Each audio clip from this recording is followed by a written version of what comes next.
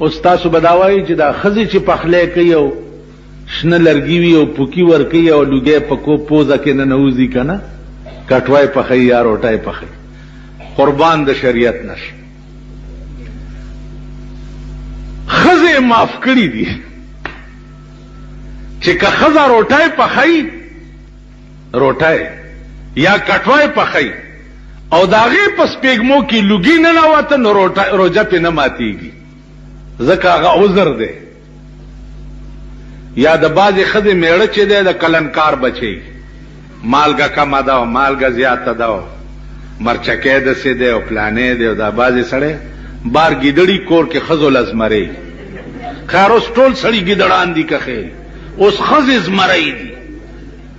لاړې د ممه بڼای کړی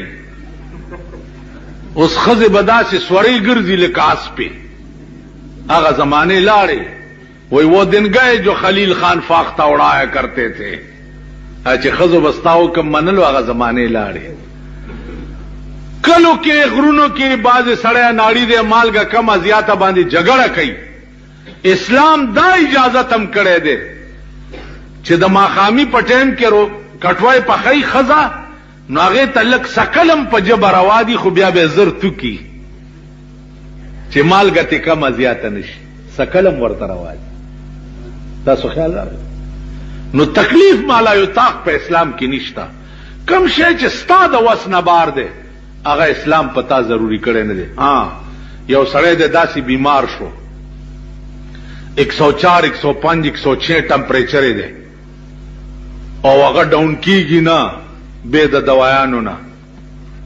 اوس مليان ورته وایي چې نه ترغه بروجه نه ماته چې ترسوس مکه او اسمان پیژني نو په ایمان وای چې د ازمکه او اسمان پیژندل پری دي نو دی به مړی کې ژوندې وي خو مړ به کنه چې ازمکه او اسمان پیژني ترغه روجه ماته نه نه ایماندار او نیک ډاکټر چې خپل روجهدار وي او هغه درته وي چې بچیا کا روجه دې ماته نکړه نو نور خرابېږي نو داغه په وینا به ټیک روجه ماته کې چې جوړ شي روجه نه پس به دا روجه بیا ونیسي تاسو خیال را چې زمکه عثمان پیجنې او زمکه عثمان فرق کولای شي نو روجه به نه خوري دام زمونږه د بے علمۍ خبرې دي عزیزانو دې ته بم لک سوچ کوی کم شي چې ستا د وش نه باري ستا په زړه خدای پوي دی چې د روجه متعلق واوري حضرت معاویه رضی الله تعالی عنہ یو ورځ مونږ نه پاتې شو چې مونږ